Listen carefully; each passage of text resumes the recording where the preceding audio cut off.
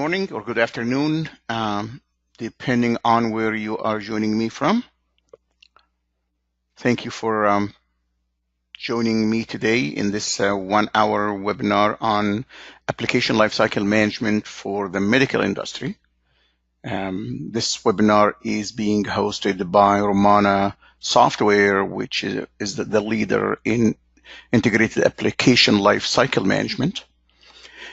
Just before I start, how many of you here with me today are actually working for the medical industry, whether it is medical device, medical equipment, large, small, anything? Please go ahead and raise your hand if you are working for the medical industry.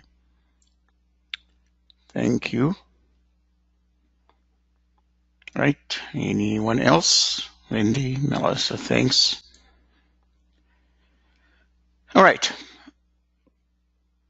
not a bad number, about 35–40% of attendees today. Okay.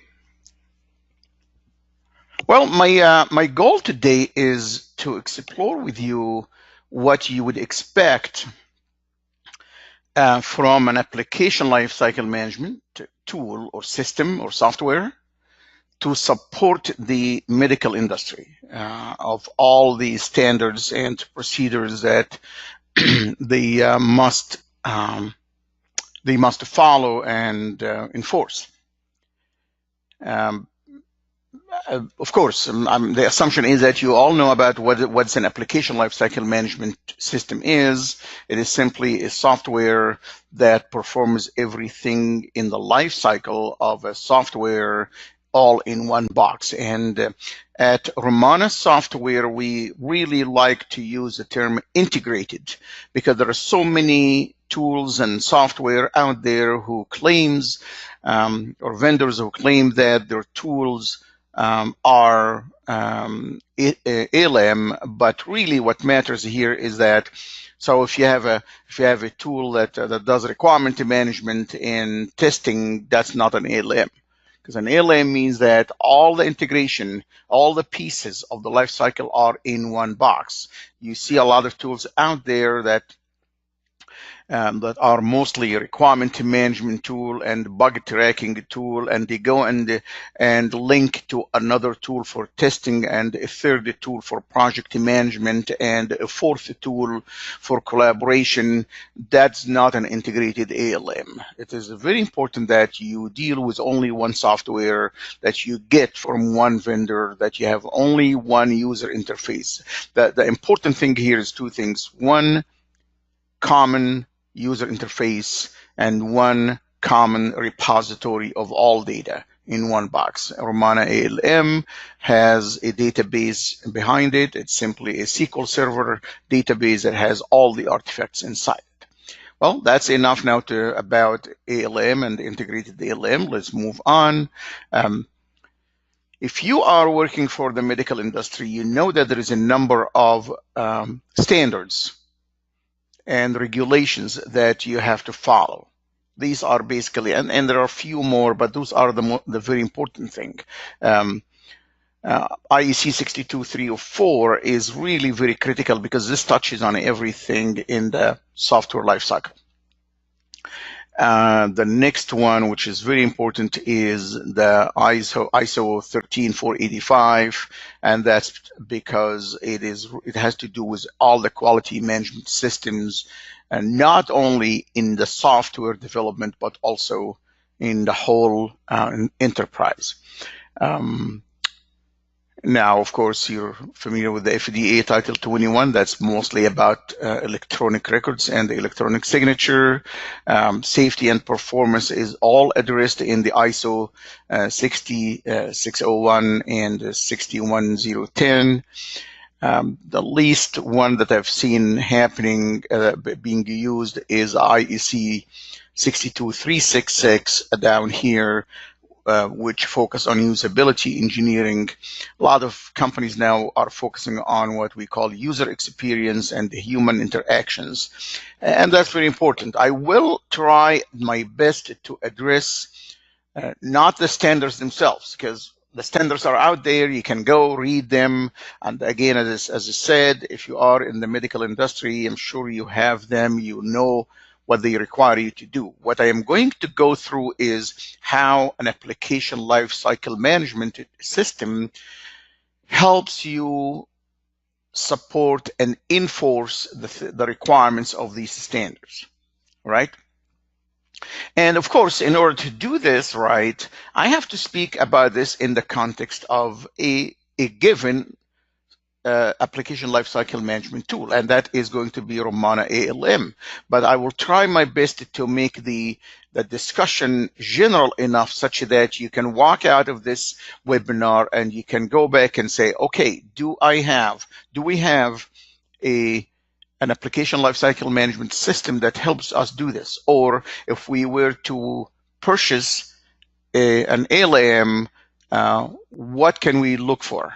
Okay, that's really my purpose. But again, another purpose is to show you how Rommana ALM as the integrated application lifecycle management support all these things.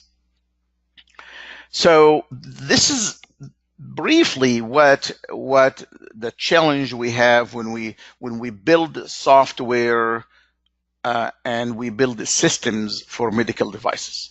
We need to show that we have complete traceability of the requirements from the beginning to the end, from the time the requirement was initiated by someone, perhaps the engineering team, perhaps the marketing team, all the way down to the time we released it. In fact, the requirement traceability, as you probably know, continues beyond the release, because you want to be able to trace any changes in the requirement after the system has been released, and what kind of issues we encountered with the system with respect to this specific requirement, and what changes we have made and over time. And you can imagine, and I'm sure you've seen that, a given feature or a given requirement can be released multiple times with some enhancements, with some bug fixes, and so on. That's why, in my opinion, requirement traceability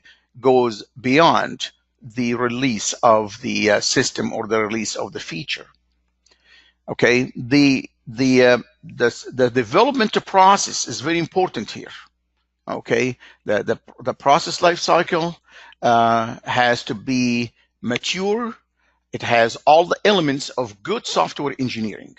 So ISO, the FDA do not just want you to follow just any software development process, as opposed to other standards. Other standards will require you only to, when I say other standards here, I mean non-medical standards.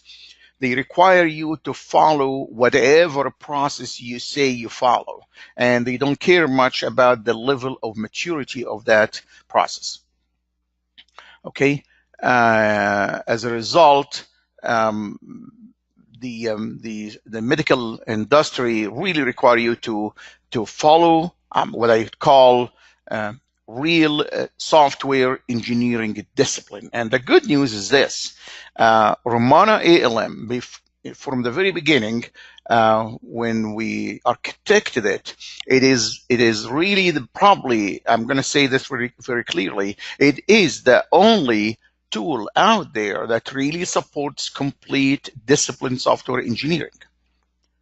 Of course, I've been in the software engineering field for over 40 years now. I worked as a professor at a software engineering program, was mainly teaching at the Masters of Software Engineering at the University of St. Thomas in Minnesota. And I am the one who architected Rommana ALM. I am the chief architect of the product, and I continue to support the product. So I put all what I believe to be real, true discipline software engineering there. All right. Of course, testing and risk management is a critical thing in all the medical standards. You want to show clearly that every feature has been adequately tested. You actually have to show the traceability from each requirement to the specific test case and the status of the test case and so on. And of course, it goes without saying that documentation of the whole life cycle is important. So you could use a tool. You could use a tool that does not allow you to document anything. All right. So all the medical standards, no exception, requires you to document everything you do in the life cycle for the purpose of audits and compliance. Again, for those of you who work in the medical industry, you are familiar with those. So my sincere apology if this seems to be a repetitive thing. So let's now look into specific requirements or specific feature of an ALM system in order to support everything that those medical standards are requiring. The basic thing in a requirement. So I'm going to be talking about this in different kind of in sections. The first section I'm going to talk about here is requirement management. Goes without saying, if requirement management has to do with everything that about requirements, how you document, review, everything about requirements, and that's what we're going to see now. So complete detailed product requirements for all types of requirements. That's not a joke here. That's so, which means a system, a medical system can have hardware, software, firmware. It can have quality, performance, safety, security, performance. All these need to be documented in the ALM tool. An ALM tool that does not allow you to document some of those requirements would not really be a good thing to use for the medical industry. I'm gonna show you actually how this happens. As I said earlier, complete traceability of requirements to everything from testing to code modules. Not too many tools out there. Especially the ISO likes to see for each small feature, where is the software, where is the code that was written by developers to implement this, because they'd like to see also how this code was reviewed. So traceability from requirements or features or whatever you want to call them, or user stories, if you're using an Agile project, if you're using the Agile framework, the traceability from those to the specific code module is very critical. Okay. We all know that there is always dependencies and other types of relationships between requirements. And an ALM tool must always give you the capability to model those relationships and also monitor them, because some requirements must be linked to other requirements, because one of the requirements is a software requirement, the other one is a system requirement, and the third one is a sort of a hardware requirement, and they're all linked together. And when we look at the requirement, we look at all the pieces. Now, within the same category of requirements, such as, for example, we're talking about software requirements.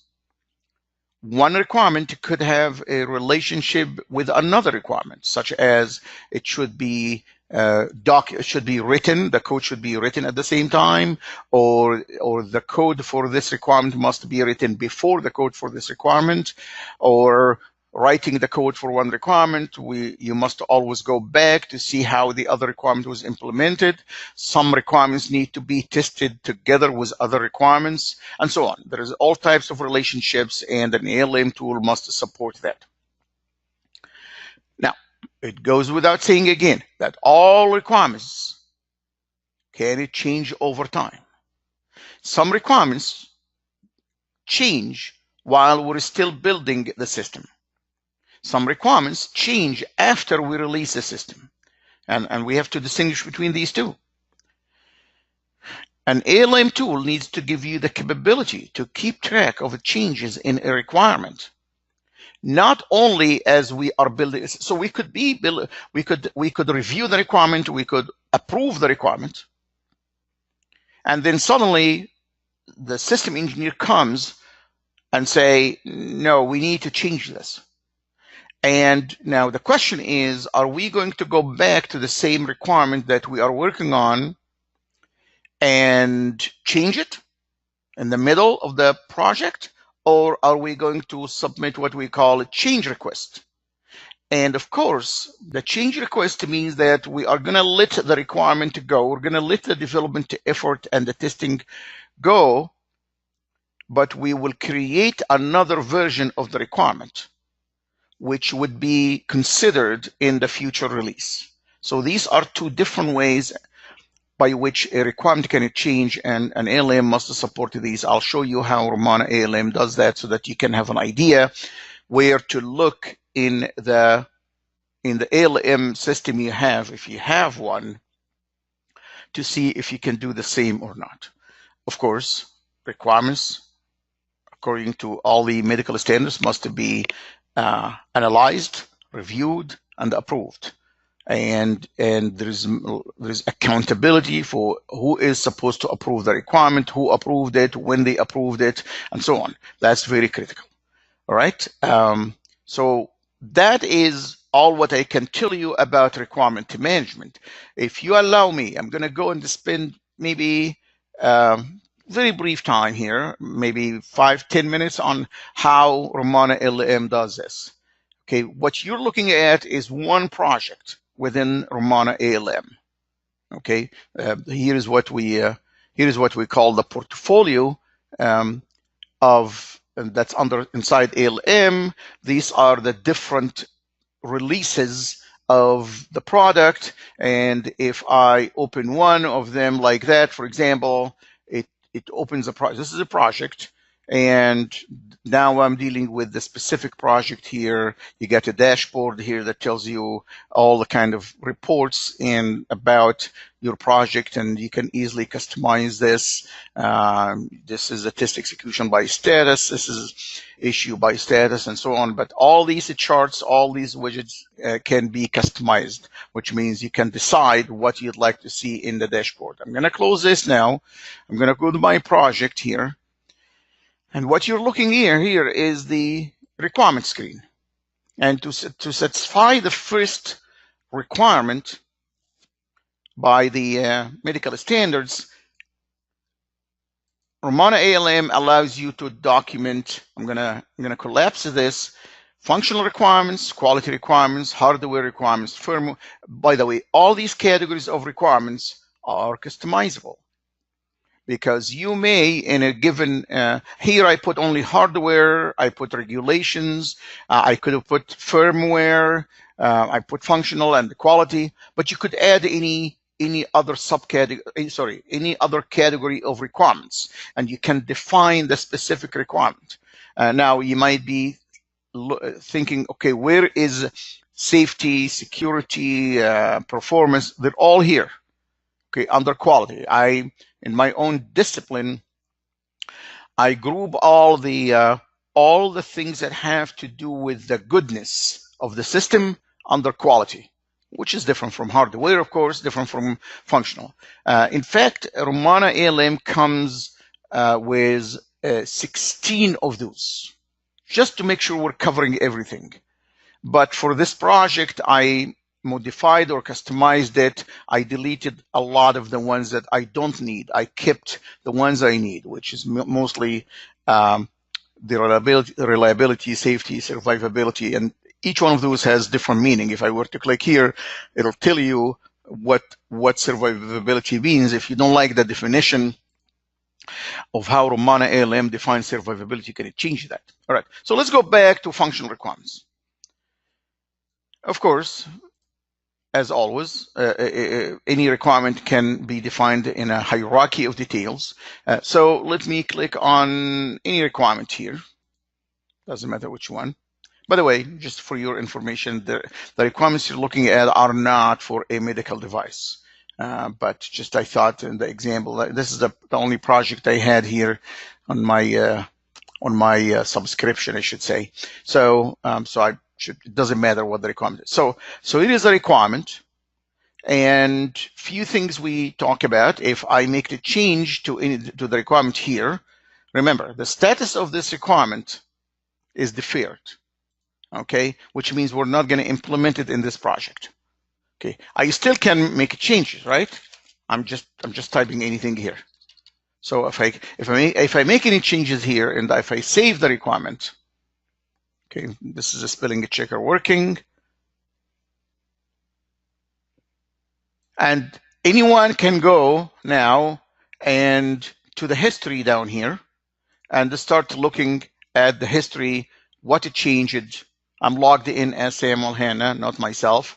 This is one of our QA people. And it tells you here is the last change that I did right here today. And it tells me what the change is, what the old text looked like, what this looked like. So you can see the history. Any change in the requirement should be traced like that. But that's different from if I were to go to a requirement that has already been baselined. Baselining the requirement means that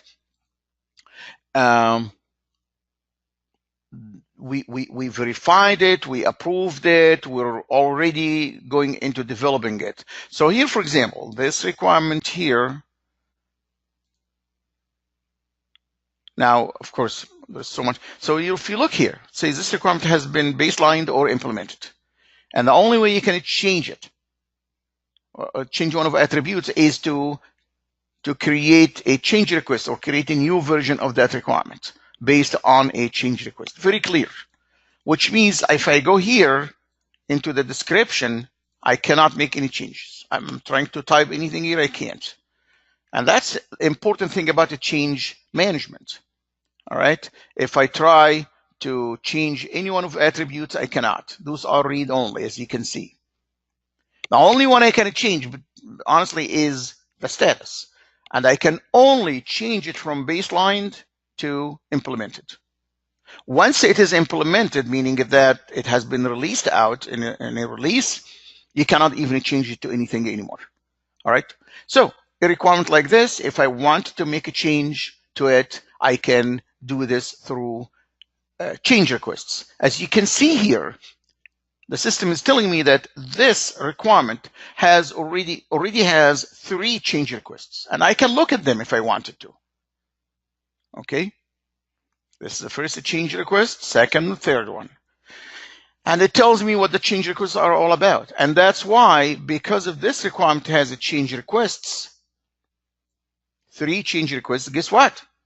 I have 3 versions of it. I have the original version, I have version 2, I have version 3, and version 4 of the same requirement. And I can click on any one of those. So again, an ALM tool must allow you to look at the different versions of a given requirement and look at them. So if I click here, it shows me version 2. And it shows how, I mean, of course, I can get into, I don't want to get into the details. I see the change I was making to version 2, by the way. Anyway, so that's about versioning. Let me go back quick here, see what else. Yeah, dependencies between requirements. We talked about the changes. So if you look at, let me collapse this one here.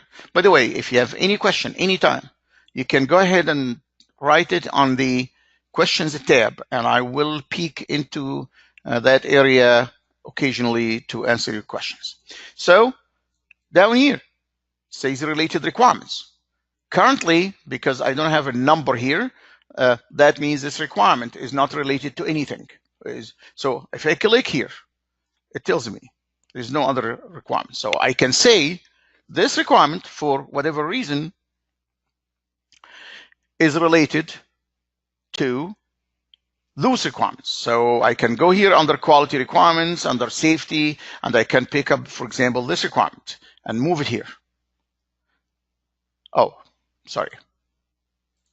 So I have to select a requirement before I try to move it, because highlighting it by itself is not enough. Because with that, I can select multiple ones. I can select this one. I can select also this one. I'm just doing things at random here. So now it shows me this, the original requirement I'm looking at is related to requirement number 9 and requirement number 1 under safety. Now I can save. Oh, it tells me what is the nature of the relationship. Now remember, I put two requirements together. I have to name the relationship here between the original requirement and these two requirements. Now, the assumption is that if these two requirements, each one of them has a different type of relationship. For example, so I cannot put them together. This is a group of requirements. This is simply saying I have to say here, for example, here I'm gonna just make this up, coded together. But that means that my original requirement and these two requirements, all of them need to be coded together. If someone says, "Oh no, this is the only one that needs to be coded at the same time with the first one, but this one has a different types of relationship," well, then this one does not belong here anymore. I'm going to return it back. Okay. So now the only requirement I have here is requirement number 9 and the nature of the relationship coded together. Let me save. Let me done. Okay. So that is how you build the dependencies between requirements. We talked about requirements must be reviewed, verified, and so on. All reviews within Rommana ALM are happening online. I understand that some of us believe in what I call the old-fashioned requirement review sessions, where we sit down in a meeting and review the requirements together. Well, guess what? In my own experience, over 35 to 40 years working in software, I found it to be difficult sometimes to bring all team members, especially with medical devices. You've got people from different disciplines that need to look at the requirement, make sure that it is what it's supposed to be. So as a result, everything is happening online. So if I were to go here, I can simply send a message out to a group of people. I say, please review and let me know, something like that. I can write anything I want and I say submit. Now, once I do this, an email message goes out to everyone who is supposed to participate in the review process. Now, who are these people? They are right here in the collaboration center. Manage collaboration groups, that's where I go and decide who is supposed to review requirements, who is supposed to review whatever. Okay, so I predefine those people, and those are the only people who would receive the email message. All right, I think probably that's enough for now about requirements. Traceability. Okay, let me just do the traceability of the code module very quick. As I said, you always have to show. So right here, so Rommana is integrated with Subversion, SVN, assuming that your code modules are stored there.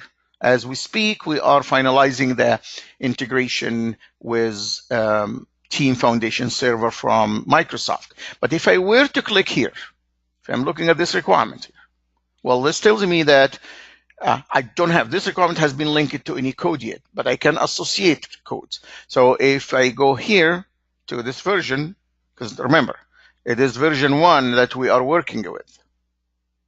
Sorry. Again, it does not have any code modules linked to it. I can assign. I mean, the developer now can go and say, okay, I kind of finished that requirement, so I need to associate code modules. And he or she can say, this module of code, this module is what I wrote to associate with what I wrote for this requirement.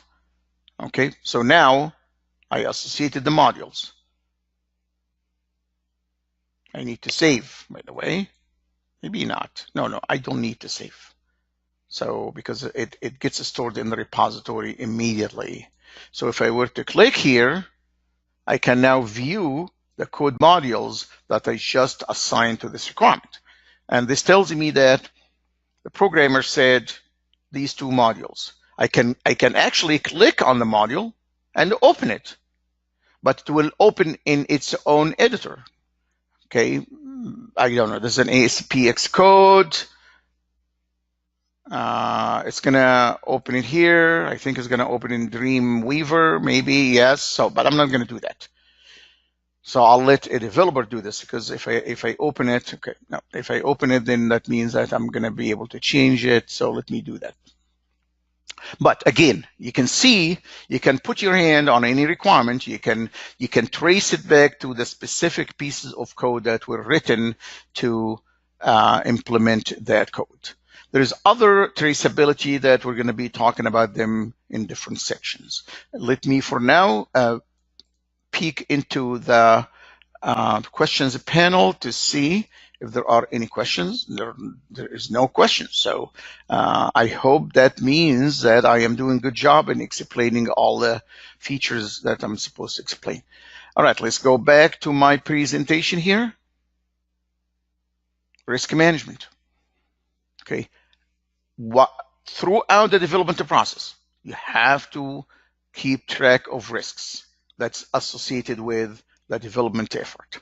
And Rommana ALM has two places where you can look at risks, can mitigate risks, and monitor risks. There are what we call project level risks. These are any kind of risks that can possibly happen that can hinder us from delivering anything we said we're going to deliver. General project risks. Or sometimes the risks are associated with a specific requirement, whether it's functional or safety or reliability or whatever. Okay, those risks are tracked in Rommana ALM, and they must be tracked in any software, in any ALM software. So if I were to go here, I can go here to the project level. I can manage risks right here. It tells me right now this project has only one risk. I can open it. It tells me whether this risk happen to be a requirement level risk. So it applies to a specific requirement. What requirement? I can just scroll down here to see the requirement. Well, I can see all the requirements here. So when the project manager defined this risk, he said this is a requirement level risk, but he did not say which requirement. So here you go. On the left, you can see all my requirement tree. Okay, so you can easily go and take any requirement and move it here. You see the commonality of the user interface, all working the same way. Now, if I save this, that means that this risk is associated with this requirement, meaning that this risk, if it happens, it might hinder us from delivering this. Of course, there is the probability here and level of risk and so on, and the mitigation strategy would be here, and the impact of risk would be here. And you could do this whether it is a requirement level risk or a project level risk. All right, let me save that or not. So going back to my requirement screen from here, you can see the user interface is very straightforward. So let's talk about testing in a little bit, because I see I have used half of my time here. So let's see what the next part of my presentation is. I don't remember. Okay, it is testing. In Rommana ALM, we have all types. First of all, we have a systematic process by which you design your tests. So an ALM tool, although from the name is supposed to be a management tool because it's an application lifecycle management, but guess what? If I give you a tool that only allows you to manage your stuff, and it does not give you guidance, because really that's what the FDA requires. You have to have a process that's supported and enforced by the tool, not just a tool to use to store your stuff there. So in Rommana ALM, you follow specific process to design your tests. Okay, and you could do what we call pre-designed tests or exploratory tests, because yes, believe it or not, even in the medical industry, we do some exploratory testing, but we don't do it like what other people say we should do. The way we suggest that exploratory testing is done is much more disciplined. That's why I've been teaching people for many years about what I call disciplined exploratory testing. You explore, but with discipline. So let's spend some time here with testing and how you do it. Before I do that, I need to show you the process that's followed in Rommana ALM to design your tests. Okay, and again, it should be really followed in any tool, because I don't know how else you can design tests. I have not seen other tools telling you how to design tests. I remember someone who was working actually for HP, and he was one of the senior trainers of Quality Center at the time, which is now called ALM. And he looked at Rommana ALM and he said this: our problem in HP is we assume that you know what you're doing. We assume that you know how to design tests. We assume that you know how to do good requirements. In Rommana ALM, it coaches you step by step to do the right thing, and it does not allow you by any means to do the wrong thing. So that's really what the medical industry is looking for, because you hire people with different skills, but you need to have a systematic process that everyone knows and it is enforced by the tool. So the way testing happens in Rommana, you got the requirements, or you got user interface, or you're doing an agile project, you have user stories, or you even have use cases. I'm not going to get into the details here. There is what we call collaborative discussion and reviews. And this is the one I showed you on the requirement screen when we said we can send a message from here for people to collaborate on reviewing the requirement.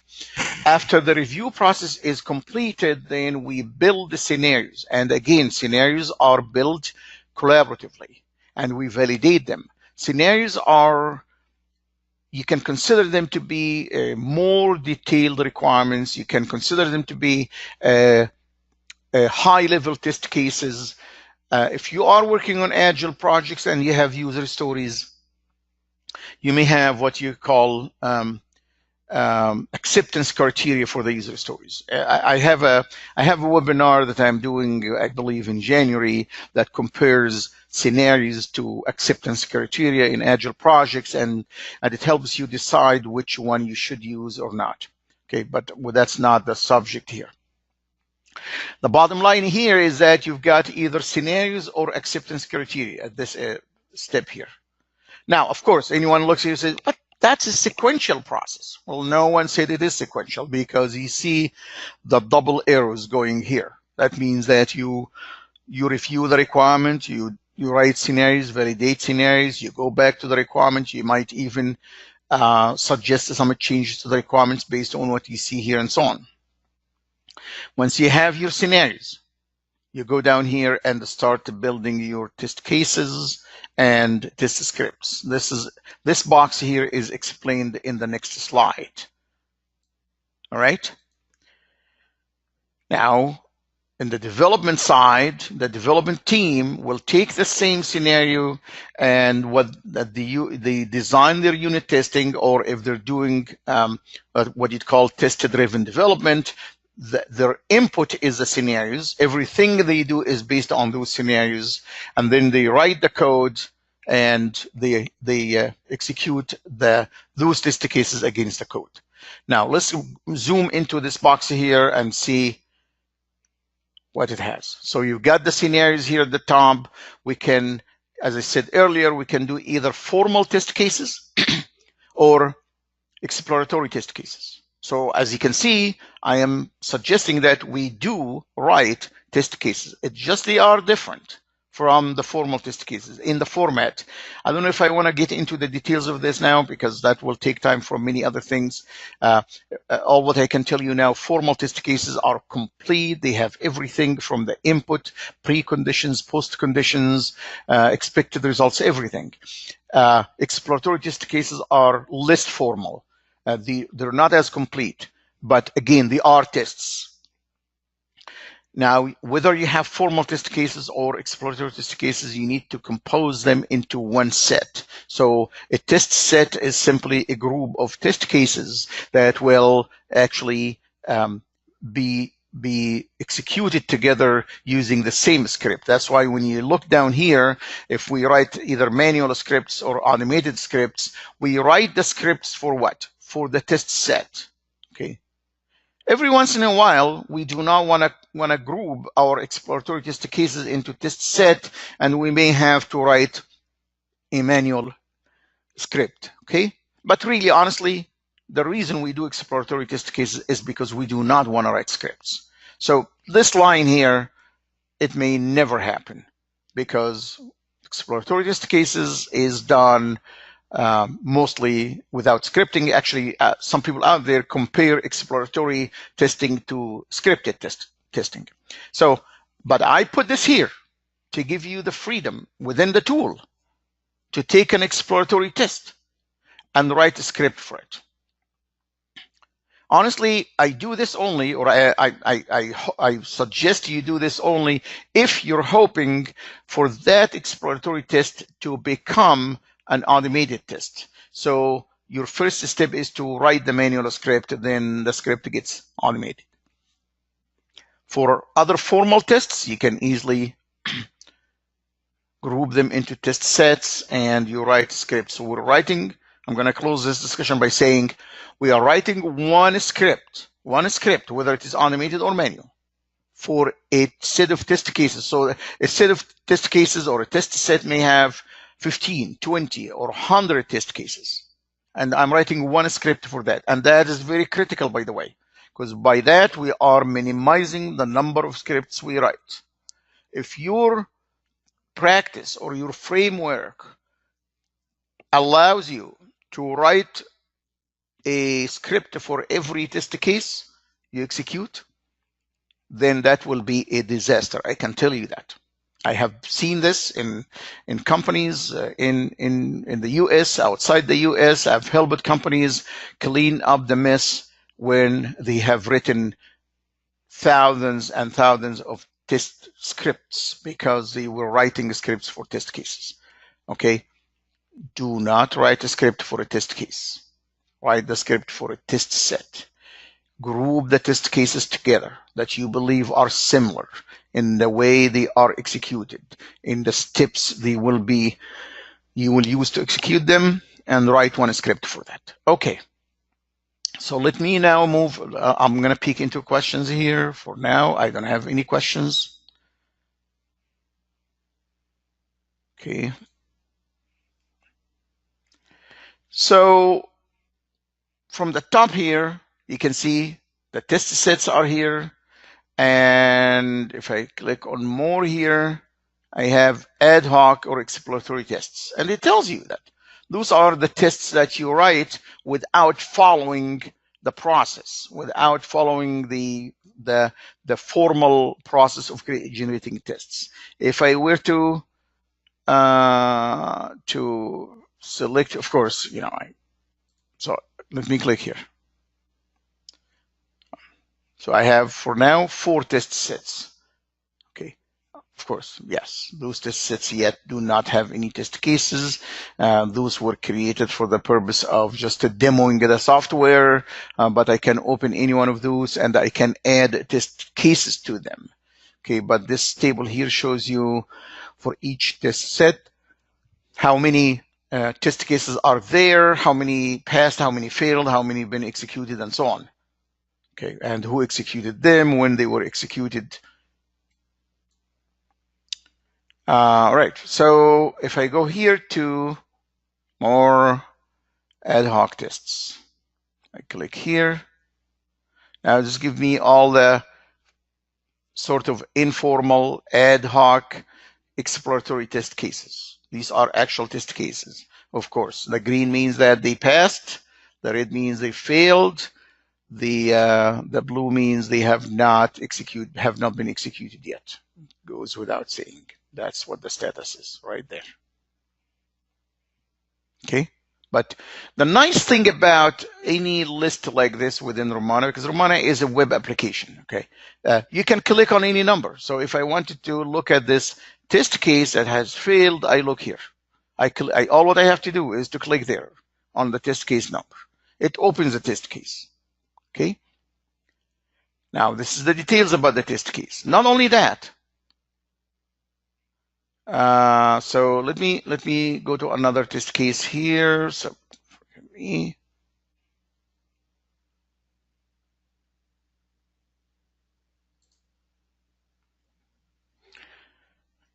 let me look at one that passed, because I need to show you something. So this test case passed. So test case number 13. Let's look at it. Okay, the status is a pass. So let's assume that for whatever reason someone re-executed this test case and it failed. So now he comes back here and it changes status to fail. Okay. Now try to save. Then Rommana ALM, because it is keeping a tight connection between the test case status and the issue reports, it tells you that the methodology strongly recommends that you create an issue report, because if you have a test case that failed, then you need to have an issue report. And it asks you, do you want to create the issue report now? Of course, someone says you should really go ahead and create the issue report right away without asking the user. Well, because we want to give some freedom here. So I'm going to say yes.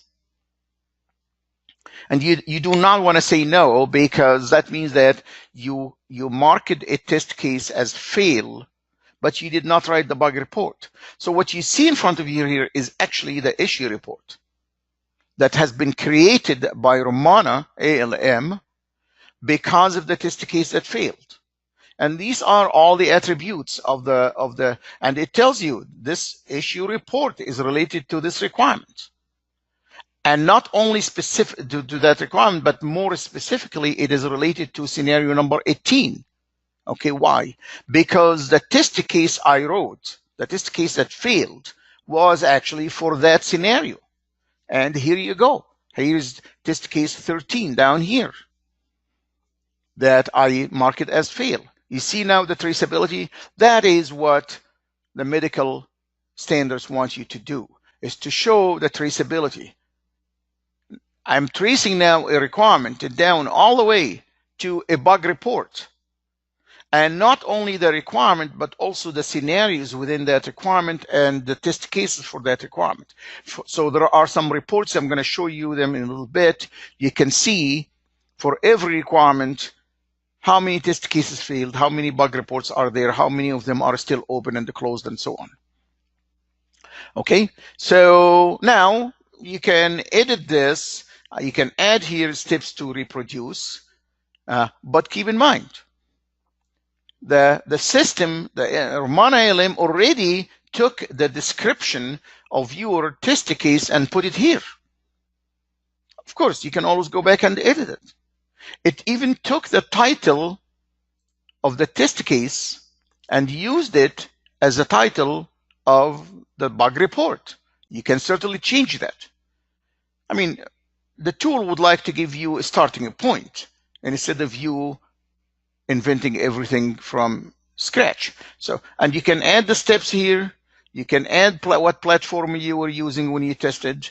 You can, if you think this issue is related to other issues, you can add them here. If you were to click here, it will give you the list of all other issue reports, and you can simply say, yes, in fact, this issue report that I am creating is also related to this. So you're giving some hints to the developer to, when they look at your issue report, they look at in the light of this other issue report as well. It is sitting there.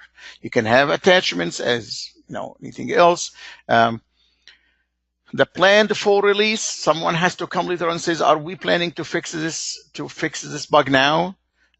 Which release is going to go out, so they can choose a release. That's not your decision as a QA person. That's a decision of the agile coach or the project manager or whoever who's deciding on that.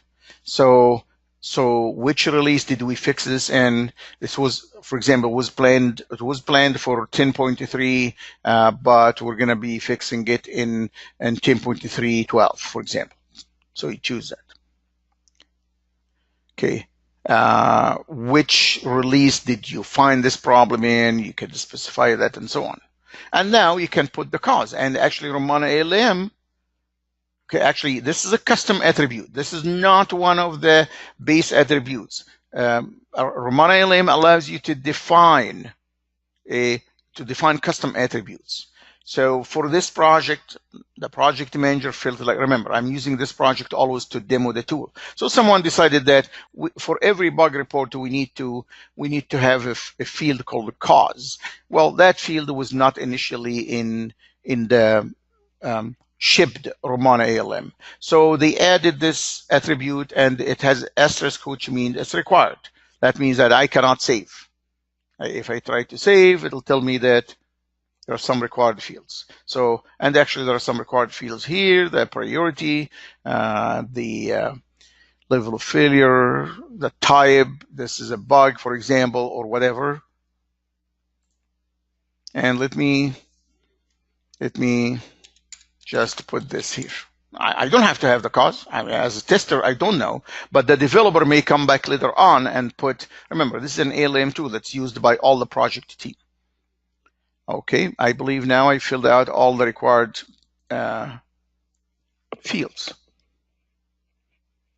Okay, so now I'm looking at that issue report I just created.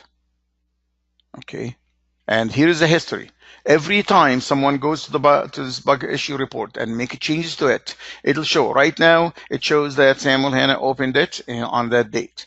If someone else can change the status or can do anything else, it'll be showing here. So it's going to be cumulative from the time the issue report was opened all the time until it is closed and may be reopened again.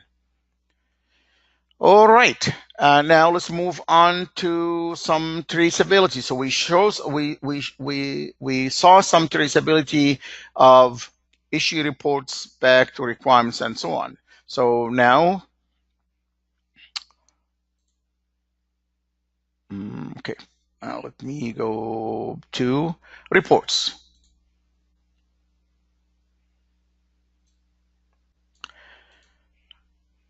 Rommana ALM has a good number of reports that cover almost everything. However, it allows you also to create your own custom reports. Okay, so let's look at test management, for example. Or yeah, I don't think we need to look at anything here. In requirement management, under test management, there is a number. So let's look at the requirement test coverage report. If I were to look at that. That's now one of the essential requirements of the medical standards. So you can specify what release you want this report for. You can specify for only specific type of requirements or not, and so on. So I'm going to just click display. Okay. So it gives me this nice report that has total number of test cases, 179 test cases, but it breaks them down by requirement. And I have 3 pages here of the requirements. So let me put this down here. Okay. So for each requirement, which again, as you can see, I can look at it by clicking on the numbers. So this is requirement number 1, requirement number 2, requirement number 2, requirement number 2. These are the 3 versions, if you remember. Okay, requirement number 1 has a total of 22 test cases. Now, systematic means pre-designed as opposed to ad hoc. Okay, keep in mind, don't look at the numbers. It says, how come there's only 2 pre-designed tests and 20 ad hoc tests? This is for demo purpose here. So as I demo the tool, I I create ad hoc tests on the fly during the demo. So because I do not want to take the time during the demo to create a pre-designed formal test case because it takes the time. So I only created 2. So, but look at the the breakdown of the test cases. Here is the number of failed, number of have not been executed, this number of passed. That's why this is the total of 22 right there. Blocked means that it have not been executed yet, but we cannot execute them yet. Okay, meaning that for whatever reason, there's something else. And of course, if I had a number here, if I took one of the test cases and this, I put as blocked, meaning that I cannot really test it for whatever reason. The reason is going to be in the test case itself. Here are the 2 important columns. It shows that the percentage of readiness. Okay, FDA likes to see the number. This requirement, for example, here, again, I mean, you see 100%. So I have 7 test cases here. All of them were ad hoc. All of them passed. As a result, this requirement is 100% ready. This requirement is only 75% ready. That is what you need to show for an audit. Have you released any requirement that's less than 100% ready? And if you did, why did you do that? Was there really a compelling reason to put out a feature that has not been adequately tested? That's really critical. Okay.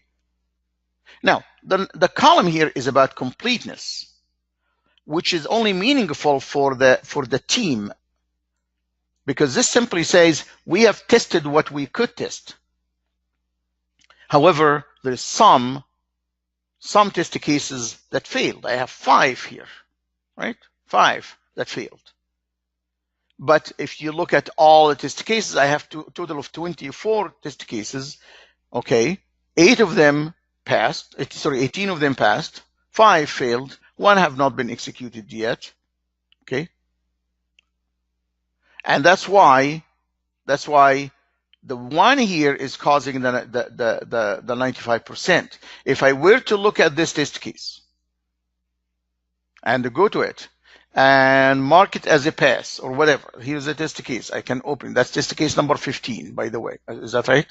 No, that's the scenario number. The test case number is test case number 10. If I click here, look at that. I'm just so that's test case number 10. Well, let me do this with you here. This has not been executed yet. So let me say it failed or passed. So let's pass it. Oh, okay. So pass it, just save.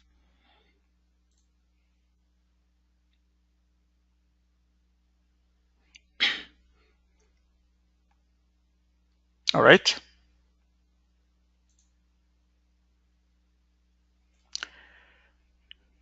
So now I can close this. I can run the report one more time. Hopefully we'd remember which requirement was that. I think it was this one.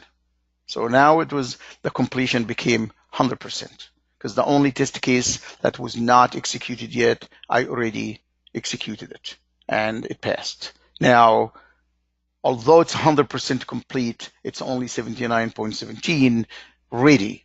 Why? Because of those 5 test cases that failed. Again, one more time, if you'd like to see those 5 test cases, you do this, maximize the window. Here are the 5 test cases that failed. Now you open any one of them and you try to tweak things because of the number that looks bad, because the readiness looks bad. So a project manager says this. They says, or a release manager says, let's just pass this test case. Okay, no, I'm sorry, I clicked on the scenario. My sincere apology. Let me close that. I clicked on 18. That's the scenario number up here. I need to click on 13, which is a test case number, to open the test case. Okay, and it shows the status fail.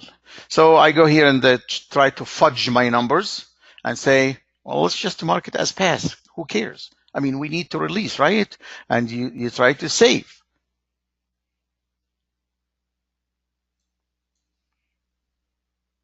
And Rommana would not let you save it. It says there is at least one open issue report associated with this test case. You must first close the issue report. This is what the medical standards are looking for. Enforcement of methodology, enforcement of rules of the methodology. So you cannot pass a test case unless you go down to the issue report, because there is an issue report, and Rommana ALM puts it on the same screen so that there is no excuse here. It puts it there, it's marked in red, it is an open issue report. And it's telling you simply, no, I am not going to save that test case with a change. You changed it, but I'm not going to save it. You need to go here first. So here you go. So you would have to go here and put whatever reason. So this issue report was opened. This is the one I opened today, right? Or what? Yes. Okay. So you say, okay, why is that? Do you really, are you willing to close it? So, okay, close it. Okay. But then it's not going to leave you alone. It says provide closure notes. Why are you closing this bug report? Has it been fixed? You could say that, but then you would be lying, right? You would be lying and would not be acceptable. Could you write down something like, because we just want the release to go out? You could do that, but it looks very bad. So you cannot change the status of an open issue report to close it without putting why you're closing it. And if I try to save again, it would not let me save. Right there. All right. This is the enforcement of the methodology. Well, obviously, I used much more of my time, over 2 minutes above my time. I'm going to look here to see if I have any questions. For some reason, I don't have any questions. So I hope that, again, means that I'm doing a good job in explaining things. Thank you for joining me in this webinar. This webinar is being recorded and will be available also on the Rommana ALM or the Rommana website early next week. Thank you.